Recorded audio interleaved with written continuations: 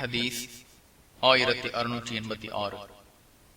அன்னை ஆயிஷா ரலியல்லாஹு அன்ஹா அவர்கள் அறிவிக்கின்றார்கள், நபி ஸல்லல்லாஹு அலைஹி வஸல்லம் அவர்களிடம் குறிப்பிட்ட நேரத்தில் வருவதாக ஜிப்ரீல் அலைஹிஸ்ஸலாம் அவர்கள் வாக்குறுதி அளித்தார்கள்.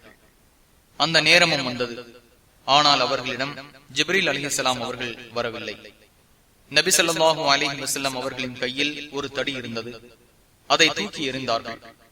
அப்போது அல்லாஹுவும் அவனது தூதர்களும் தங்கள் வாக்குறுதியை மீற மாட்டார்கள் என்று நபி ஸல்லல்லாஹு அலைஹி வஸல்லம் அவர்கள் கூறிவிட்டு திரும்பினார்கள்.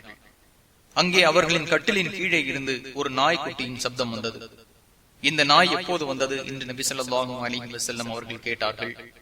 அல்லாஹுவின் மீது சத்தியமாக இதை நான் பார்க்கவில்லை என்று கூறினேன். அதை வெளியேற்ற கட்டளையிட்டார்கள். அது வெளியேற்றப்பட்டது. உடனே ஜிப்ரீல் அலைஹிஸ்ஸலாம் அவர்கள் வந்தார்கள்.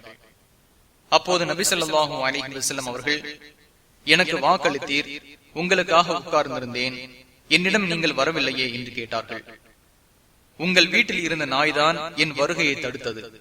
நாயும் உருவ சிலையும் உள்ள வீட்டில் நாங்கள் நுழைய மாட்டோம் என்று ஜிப்ரீல் அலைஹிஸ்ஸலாம் அவர்கள் கூறினார்கள்.